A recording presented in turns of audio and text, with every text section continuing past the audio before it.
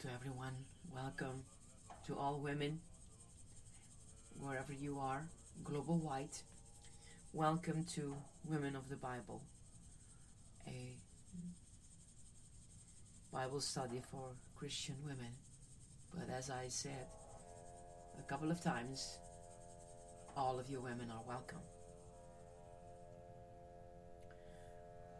You are loved with an everlasting love. This is your Pastor Yeti.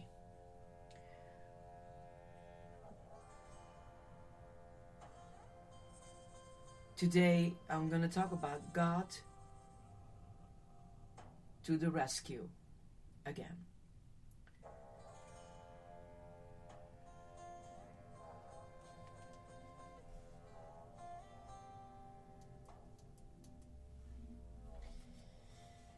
The scripture verses for today are Genesis 20 verses 1 to 18, Genesis 21 verses 1 to 17, and Hebrews 11 verse 11. And I started from the beginning to read it to you because I think it's a better way that you already have the scriptures with you as we go in our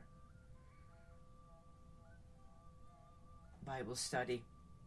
Now Abraham moved on from there into the region of the Negev and lived between Kadesh and Shur.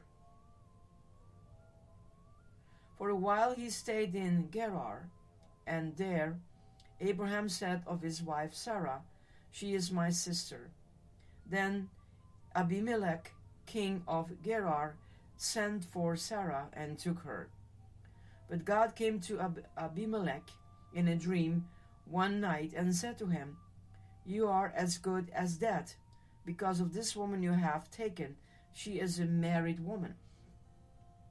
Now Abimelech had not gone near her, so he said, "Lord, will you destroy an innocent nation?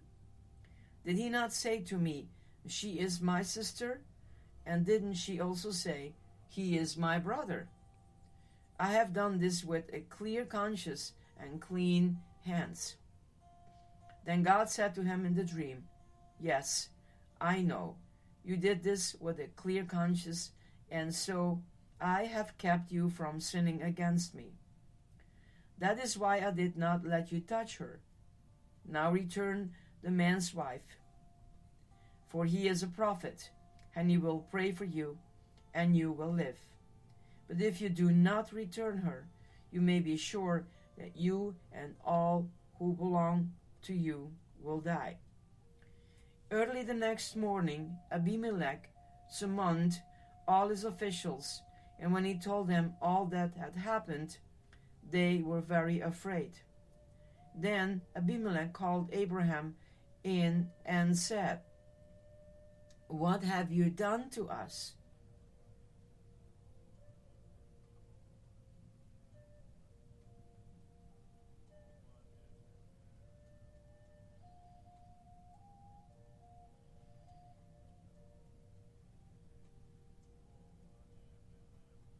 How have I wronged you, that you have brought such great guilt upon me and my kingdom?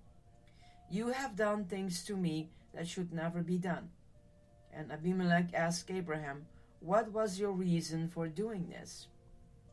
Abraham replied, "I said to myself, 'There is surely no fear of God in this place, and they will kill me because of my wife. Besides, she really is my sister, the daughter of my father, though not of my mother, and she became my wife.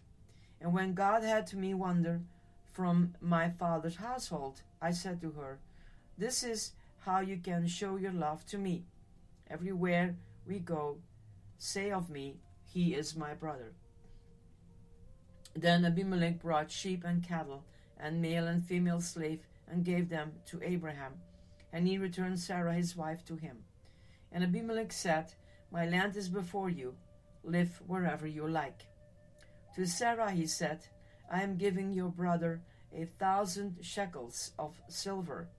This is to cover the offense against you before all who are with you. You are completely vindicated." Then Abraham prayed to God, and God healed Abimelech, his wife, and his slaves, so they could have children again. For the Lord had kept all women in Abimelech's household from conceiving because Abraham's wife Sarah. Then Genesis 21, verses 1 to 7.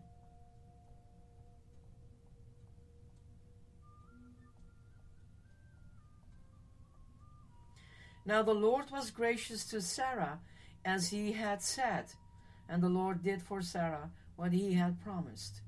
Sarah became pregnant and bore a son to Abraham in his old age, at the very time God has promised him. Abraham gave the name Isaac to the son Sarah bore him. When his son Isaac was 8 days old, Abraham circumcised him as God commanded him. Abraham was 100 years old when his son Isaac was born to him. Sarah said, "God has brought me laughter, and everyone who hears about this will laugh with me." And she added, "Who would have said to Abraham that Sarah would nurse children? Yet I have borne him a son in his old age."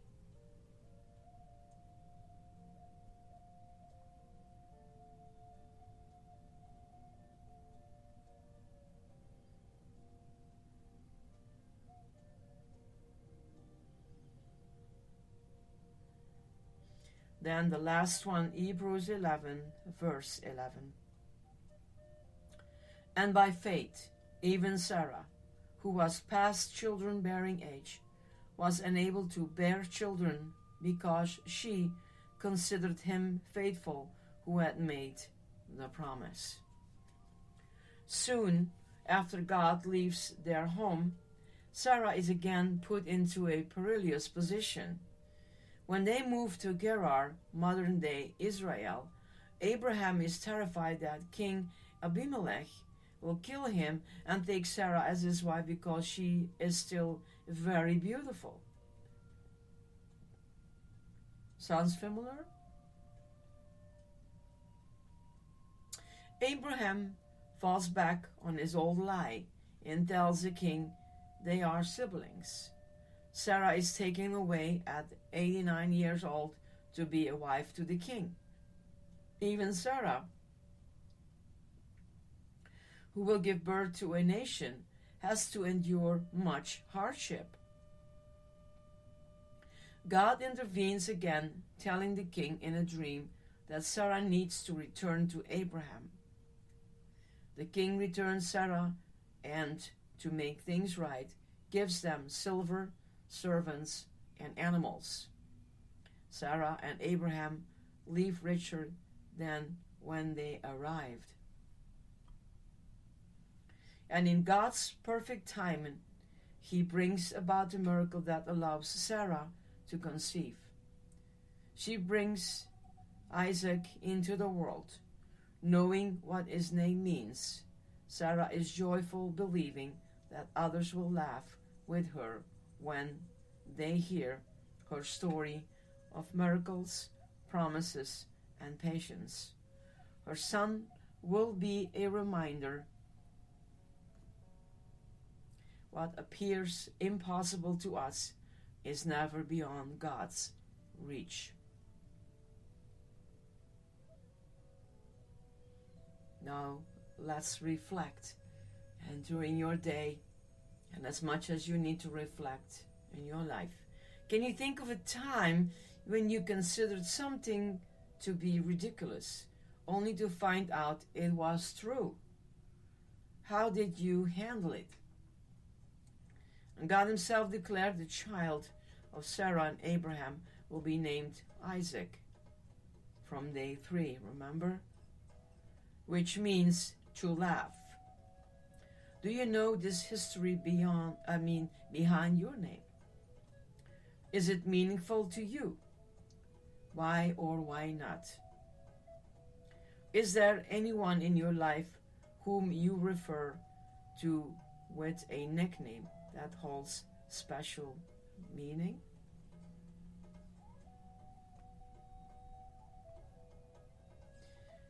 And there is more to it, because I reflected on day 3 and bring you back in what happened at the birth of Isaac happened.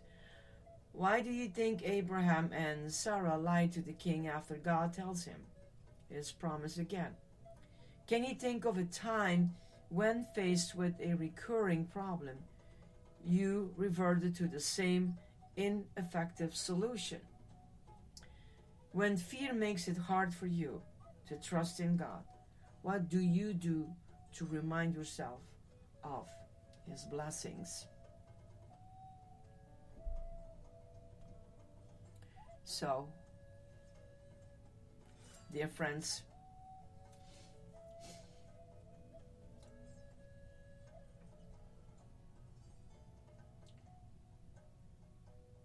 may this help you to reflect.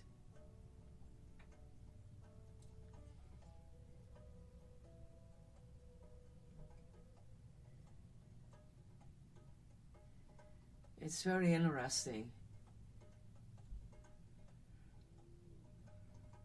how God reveals Himself, and if we listen carefully to that Old Testament, the visiting to Abimelech, what really happened to his family.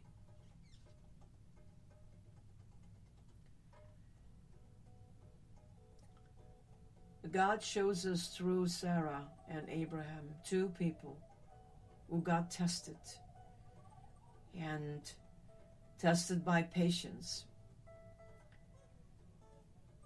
tested by doubts, tested that Sarah heard Hagar. First she gave her to Abraham, and after that, when Hagar started teasing and also hurting Sarah, things went wrong.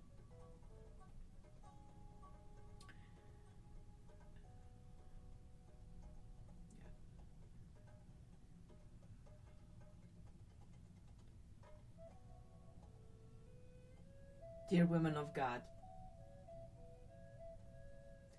you are important in God's eyes. You are loved. Don't forget it. May God bless you and protect you. May He keep you from all harm. And may His light shine upon you. And may you find healing in His wings. God bless. This is your Pastor Yeti. Bye-bye.